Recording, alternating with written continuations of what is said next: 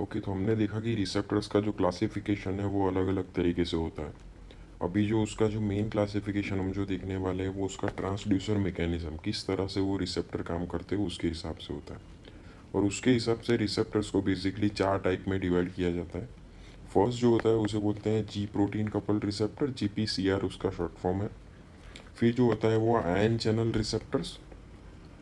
तीसरा जो होता है that is trans membrane receptors. Trans membrane कौन कौन से सिस्टम से वो काम करते हैं, मैकेनिज्म से काम करते हैं। और जो चौथा होता है उसे इंट्रासेल्युलर रिसेप्टर्स भी बोलते हैं। उसके बारे में हम डिटेल में जानेंगे। लेकिन सबसे पहले हम जानते हैं क्या है जी प्रोटीन कपल रिसेप्टर। अभी ये जो जी प्रोटीन कपल रिसेप्टर्स है ये बहुत ही इंपॉर्टेंट शॉर्ट नोट है, आपको कई बार एग्जाम में पूछी जाती है। तो as the name suggest G protein couple receptor क्या होता है कि एक रिसेप्टर है वो जी प्रोटीन के साथ अटैच्ड हुआ होता है। अब ये जी प्रोटीन क्या है, तो जी प्रोटीन ऐसा एक स्ट्रक्चर रहता है जो एक रिसेप्टर्स के साथ कंबाइंड रहता है। यहाँ पे आप ये ट्रांस मेम्ब्रेन जो स्पैनिंग मोलिक्यूल्स जो रहते हैं वो 7 स्पैनिंग मोलिक्यूल्स रहते हैं। ट्रांस मेम्ब्रेन मीन्स मेम्ब्रेन के बीच में रहता है ये। तो उसे ये रिसेप्टर है। और रिसेप्टर्स जो प्रोटीन के साथ अटैच है उसे बोलते हैं जी प्रोटीन। अभी वो जी प्रोटीन है उसमें 3 यूनिट मेन है, एक अल्फ़ा, एक बीटा और एक गामा। सो जी प्रोटीन में 3 यूनिट रहते हैं और जो अल्फ़ा सब यूनिट है वो GDP के साथ अटैच्ड रहता है। तो इस टाइप का स्ट्रक्चर होता है जी प्रोटीन का, रिसेप्टर्स और जी प्रोटीन के साथ अटैच्ड हुआ रहता है। अभी ये कैसे जी प्रोटीन एक्टिवेट होता है उसको हम ब्रीफ में देखते हैं कि जैसे यहाँ पे दिखाया गया है ये स्ट्रक्चर, ये रेस्टिंग स्टेट होता है जहाँ पे अल्फ़ा, बीटा और गामा जो जी प्रोटीन के 3 सब यूनिट है वो रिसेप्टर्स के साथ अटैच रहता है और अल्फ़ा सब यूनिट के साथ GDP अटैच रहता है। अभी जब भी ये एगोनिस्ट मॉलिक्यूल है वो रिसेप्टर में अपना स्पेस ऑक्यूपाई करता है तभी इसके अंदर अब चेंजेस होना शुरू होते हैं। तो क्या चेंजेस होता है, जो पहला और मेन इंपॉर्टेंट चेंज होता है वो जो GDP है उसकी जगह पे अब GTP आएगा। तो GTP का रोल अब आएगा और GTP है वो अब रिप्लेस कर देगा GDP को। तो GTP GDP को रिप्लेस कर देता है और इवेंचुअली जो GTP है वो भी अल्फ़ा सब यूनिट के साथ ही अटैच होता है। और इवेंचुअली ये GTP और अल्फ़ा सब यूनिट है वो डिटैच हो जाते हैं अपने बीटा और गामा सब यूनिट और रिसेप्टर्स से। तो अभी हम ये कह सकते हैं कि ये एक्टिव स्टेट में पूरा रिसेप्टर रिस्पॉन्स करने के लिए एक्टिव हो गया है और इससे आगे पूरा रिस्पॉन्स क्रिएट होता है। ये अल्फ़ा और GTP का जो दोनों कॉम्बिनेशन होता है उसमें एक एंजाइम रहता है अल्फ़ा GTपेज। तो अल्फ़ा GTपेज एक्टिव होने से उसका रिस्पॉन्स मिलता है। इवेंचुअली उसके बाद फिर से जो GTP है वो GDP में कन्वर्ट हो जाता है और अगेन जो अल्फ़ा और GDP है वो अगेन रेस्टिंग स्टेट में बीटा और गामा सब यूनिट के साथ और रिसेप्टर्स के साथ अटैच हो जाता है। तो ऐसे उसका जो रेस्टिंग स्टेट है वो रहता है और ऐसे उसका एक्टिव स्टेट है वो रहता है।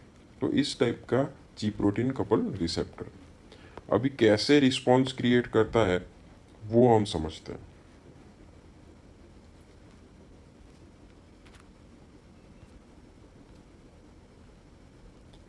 तो अभी तक हमने देखा कि जो जी प्रोटीन है वो अपना रिस्पॉन्स कैसे क्रिएट करता है।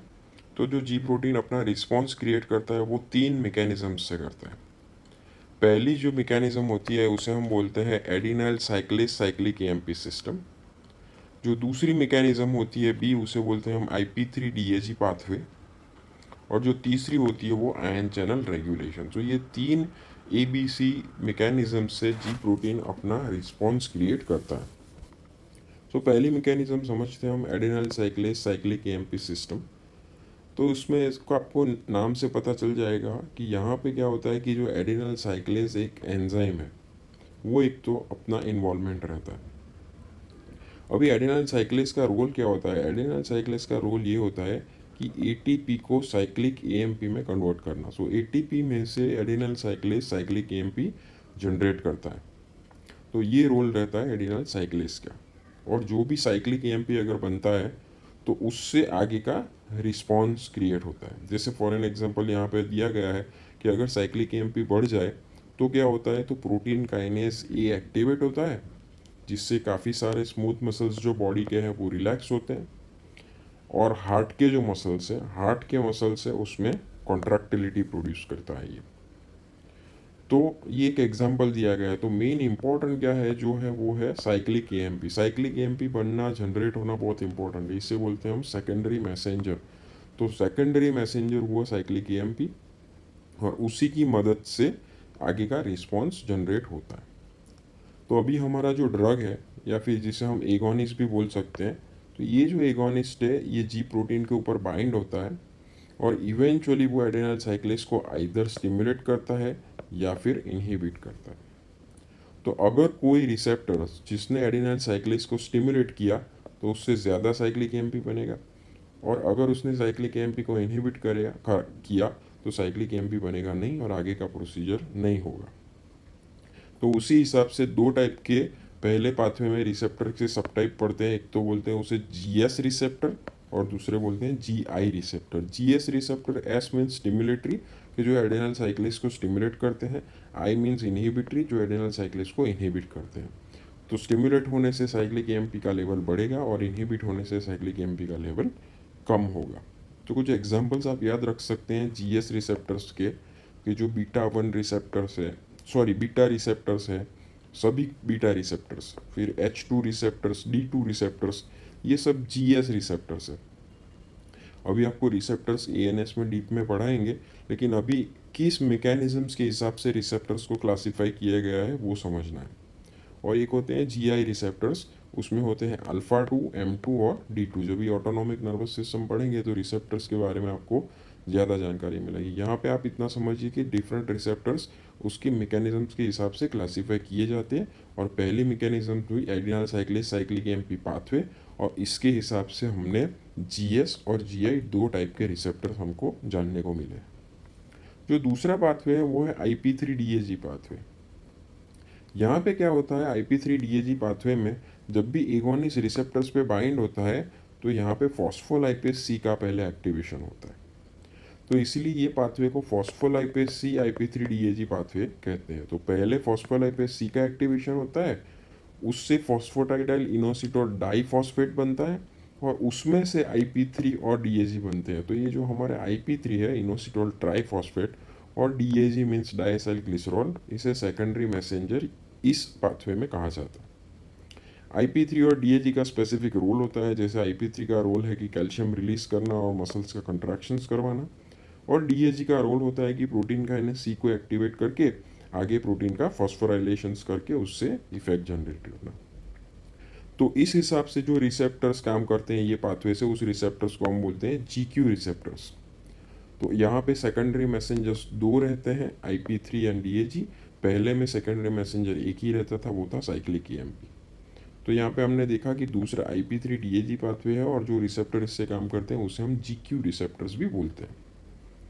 कुछ एग्जांपल आप याद रख सकते हैं GQ रिसेप्टर्स का, जैसे alpha 1 receptors, histaminic 1 receptors, muscarinic 1 and muscarinic 3 receptors. तो ये रिसेप्टर्स जो है वो किस मैकेनिज्म से काम करते हैं, GQ रिसेप्टर्स है, IP3DAG पाथवे से काम करते हैं। इतना आपको पता चल गया होगा।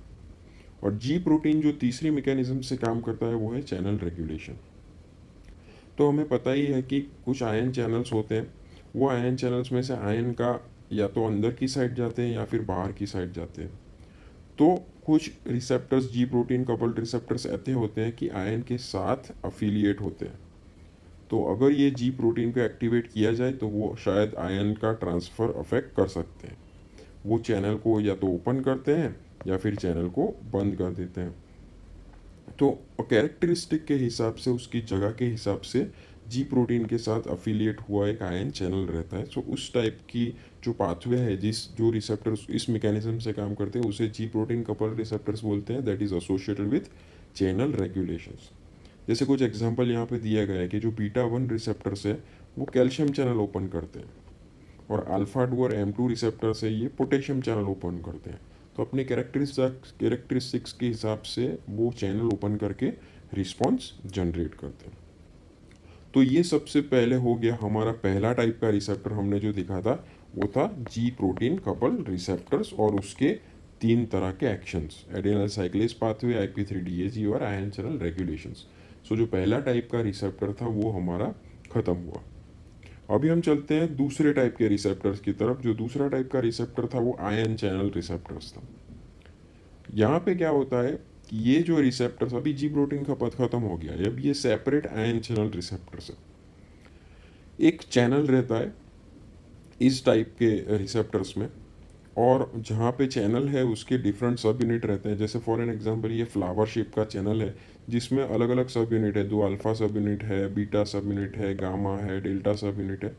तो ऐसे रेस्टिंग स्टेट में चैनल बंद रहता है, लेकिन जब भी स्पेसिफिक साइट पे लाइगैंड या फिर एगोनिस्ट अटैच होता है तो ये आयन चैनल खुल जाता है, फ्लावर का शेप में ये आयन चैनल खुल जाता है, और उसमें से अपने आयंस का वो ट्रांसपोर्टेशन शुरू कर देता है, और जिससे रिस्पॉन्स जनरेट होता है। तो यहाँ पे सिंपल चीज़ है कि लाइगैंड या एगोनिस्ट जो भी चैनल होती है उसके ऊपर जो स्पेसिफिक साइट या रिसेप्टर्स होते हैं वहाँ पे वो अटैच होके चैनल को रेगुलेट करते हैं, चैनल को या फिर ओपन करते हैं या फिर चैनल को बंद करते हैं। तो इस टाइप के रिसेप्टर्स को बोलते हैं ion channel receptors. Ion channel के ऊपर ही रिसेप्टर्स मौजूद होते हैं जहाँ पे एगोनिस्ट बाइंड करके चैनल को रेगुलेट करते हैं। कुछ एग्जाम्पल आप देख सकते हैं जैसे निकोटिनिक रिसेप्टर्स और गाबा रिसेप्टर्स। तो ये इम्पॉर्टेंट चीज़ बहुत है कि ये जो रिसेप्टर्स होते हैं वो बहुत फास्टेस्ट एक्टिंग रिसेप्टर होते हैं। क्यों? क्योंकि इससे एक्शन बहुत क्विक जनरेट होता है, क्योंकि वो डायरेक्टली चैनल के साथ अटैच्ड होते हैं। जैसे ही एक वन इस वहाँ पे अटैच होता है वो तो या तो चैनल खोल देते हैं या बंद कर देते हैं और फटाफट से रिस्पॉन्स जनरेट करते हैं। तो ये फास्टेस्ट एक्टिंग रिसेप्टर्स भी माने जाते हैं। तो ये जो दूसरे टाइप के रिसेप्टर्स हमने कवर किए हैं, पहला जी प्रोटीन कपल रिसेप्टर्स और अब आयन चैनल रिसेप्टर्स। सो अब हम जाते हैं तीसरे टाइप के रिसेप्टर्स की तरफ, और वो होते हैं ट्रांस मेम्ब्रेन रिसेप्टर्स। अभी जो ट्रांस मेम्ब्रेन नेम सजेस्ट किया है, जी प्रोटीन भी ट्रांस मेम्ब्रेन ही था, ठीक है। लेकिन ये जो रिसेप्टर है वो एंजाइम लिंक्ड रिसेप्टर्स है, मीन्स इसके साथ एंजाइम्स भी इम्पोर्टेंट अफिलिएट हुआ होता है, अटैच्ड हुआ होता है। जैसे मान लीजिए कि ये रिसेप्टर्स है, ऐसे ट्रांस मेम्ब्रेन है, तो ये जो सेल मेम्ब्रेन है उसके बीच में से ऐसे पास होता है, ये इंट्रासेल्यूलर साइट है। यहाँ पे इंट्रासेल्यूलर साइटों पे एक रिसेप्टर्स होता है जिसके साथ एंजाइम एक्टिविटीज एसोसिएट होती है। यहाँ पे जो है उसे आरटीके भी बोलते हैं, means receptor tyrosine kinase. Tyrosine kinase जो एंजाइम होता है उसके लिए यहाँ पे रिसेप्टर्स रखा हुआ होता है। तो जैसे ये एगोनिस उसकी बाहर की साइड पे आउट एक्स्ट्रा सेल्यूलर साइड पे अटैच होता है, ये रिसेप्टर्स अब एक्टिवेट हो जाता है। और एक्टिवेट होने के लिए पहला स्टेप उसमें होता है डाइमराइजेशन। डाइमराइजेशन मीन्स क्या होता है कि जो सेम टाइप के जो रिसेप्टर्स है वो कुछ ऐसे नज़दीक आ जाते हैं, और उसके बाद जो टायरोसिन काइनेज यहाँ पे है उसका एक्टिविटी जनरेट होता है, वो स्टिमुलेट होता है।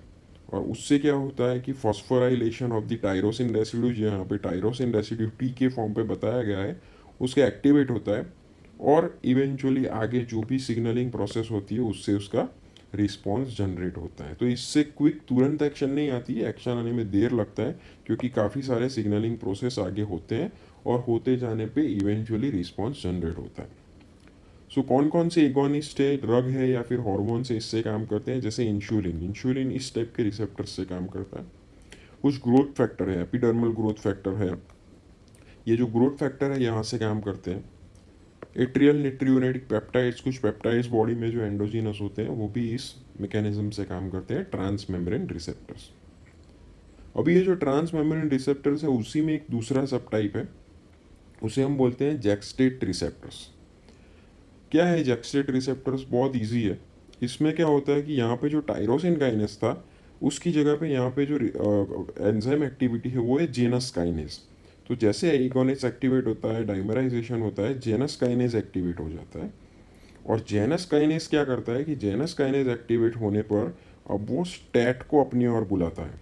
स्टैट क्या रहता है? STAT is for signal transducer and activator of ट्रांसक्रिप्टर।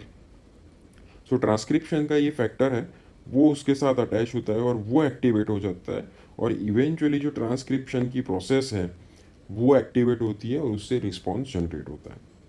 तो कुछ हार्मोन्स हैं जैसे ग्रोथ हार्मोन हो गया, प्रोलैक्टिन हो गया, कुछ इंटरफेरॉन्स हो गए, ये सब जो है ये जेनस काइनेस सिस्टम से काम करते हैं।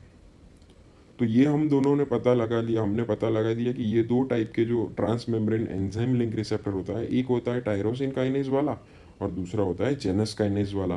तो इसे हम trans membrane enzyme link receptors बोलते हैं। और लास्टली जो चौथा होता है, यहाँ पे 5 है क्योंकि वो चौथे में 2 सब टाइप थे। तो जो लास्ट रिसेप्टर टाइप रहता है जो मैकेनिज्म से काम करता है वो होता है इंट्रासेल्यूलर रिसेप्टर। अभी इंट्रासेल्यूलर रिसेप्टर्स में भी अलग अलग टाइप है। जैसे इंट्रासेल्यूलर जो होता है, सेल के अंदर 2 पार्ट होता है, एक तो न्यूक्लियस होता है और एक साइटोप्लाज्म होता है। सो यहाँ पे शायद या तो रिसेप्टर्स कई बार न्यूक्लियस में भी रहता है तो उसे न्यूक्लियर रिसेप्टर्स भी बोलते हैं, या कई बार वो साइटोप्लाज्म में रहता है तो उस साइटोप्लाज्मिक रिसेप्टर्स भी बोलते हैं। लेकिन कहने का मतलब है कि सेल के अंदर रहता है तो इसे इंट्रासेल्यूलर रिसेप्टर्स भी बोलते हैं। ये रिसेप्टर्स को जीन रेगुलेटिंग और जीन एक्सप्रेशन रेगुलेटिंग रिसेप्टर्स भी बोलते हैं, क्योंकि यहाँ से ही जीन एक्सप्रेशंस ये रेगुलेट करते हैं। कैसे करते हैं चलिए देखते हैं। ये जो रिसेप्टर्स के थ्रू काम करते हैं, काफ़ी सारे स्टीरॉयड हार्मोन्स काम करते हैं जैसे ग्लूकोकॉर्टिकॉइड्स। तो ये जो ग्लूकोकॉर्टिकॉइड्स होते हैं उसके जो रिसेप्टर्स है सेल के अंदर होते हैं, यहाँ पे साइटोप्लाज्म में है। और ये जो ग्लूकोकॉर्टिकॉइड के रिसेप्टर्स होते हैं कुछ प्रोटीन्स के साथ अटैच होते हैं जिसे हम हीट शॉक प्रोटीन्स भी बोलते हैं। तो जैसे ही हार्मोन्स आता है, हार्मोन सेल के अंदर चला जाता है और वो इस रिसेप्टर्स को जो कुछ प्रोटीन्स के साथ अटैच्ड हुआ होता है उसके साथ बाइंड होता है। फिर वो जाता है न्यूक्लियस में, और न्यूक्लियस के अंदर उसके साथ या तो को एक्टिवेटर्स जुड़ते हैं या को रिप्रेसर्स जुड़ते हैं। कहने का मतलब है या तो फिर एक्टिव स्टिमुलेटिंग प्रोसेस करना है तो एक्टिवेटर्स जुड़ते हैं, या फिर इनहिबिटरी प्रोसेस करना है तो रिप्रेसर्स जुड़ते हैं। और इससे इवेंचुअली जीन का जो एक्सप्रेशन है उसमें फ़र्क पड़ता है, क्योंकि इवेंचुअली ये जो ट्रांसक्रिप्शंस की प्रोसेस में मदद करते हैं और उससे मैसेंजर आरएनए बनता है, और वो मैसेंजर आरएनए में मैसेज होता है कि कौन से प्रोटीन्स को जनरेट करना है। तो वो सिग्नल फिर से जाता है प्रोटीन सिंथेसिस के लिए और इवेंचुअली सेल फंक्शंस मॉड्यूलेट होता है। तो ये जो पूरी प्रोसेस है बहुत लंबी प्रोसेस है। तो कहने का मतलब ये है कि जो न्यूक्लियर रिसेप्टर्स हैं उस सॉरी जो साइटोप्लाज्मिक रिसेप्टर्स हैं और या फिर न्यूक्लियर रिसेप्टर है जो ये इंट्रासेलुलर रिसेप्टर है, इसमें जो प्रोसेस बहुत लंबी होती है तो इससे रिस्पॉन्स आने में बहुत टाइम लगता है। तो इसीलिए ये रिसेप्टर्स जो होते हैं ये स्लोएस्ट एक्टिंग कहते हैं। फास्टेस्ट एक्टिंग कौन से थे? फास्टेस्ट एक्टिंग जो थे वो चैनल के साथ एसोसिएटेड, जो आयन चैनल के साथ एसोसिएटेड रिसेप्टर्स थे वो फास्टेस्ट एक्टिंग के, जबकि इंट्रासेल्युलर रिसेप्टर्स स्लोएस्ट एक्टिंग होते हैं। उसमें भी जो रिसेप्टर साइटोप्लाज्म में होते हैं वो होते हैं हार्मोन्स के, जैसे प्रोजेस्ट्रॉन, एंड्रोजन, ग्लूकोकॉर्टिकॉइड, मिनरलोकॉर्टिकॉइड हो गए। और जो न्यूक्लियस में रहते हैं वो जो रिसेप्टर वो है oestrogen, vitamin A D and thyroid hormone receptors. तो ये कुछ नाम आप याद रख सकते हैं। तो this is how different protein receptors जो हमने देखे। पहले हमने जी प्रोटीन कपल रिसेप्टर्स देखा, उसमें 3 पाथवे से काम हो गए थे, cyclic EMP system, IP3DAG system और आयन रेगुलेशंस। फिर हमने आयन चैनल के साथ एसोसिएटेड रिसेप्टर्स देखे। फिर हमने ट्रांस मेम्ब्रेन रिसेप्टर्स देखे, उसमें 2 टाइप के रिसेप्टर्स थे, एक थे जो टायरोसिन काइनेस के साथ एसोसिएटेड था और एक जैक स्टेट के साथ एसोसिएटेड था।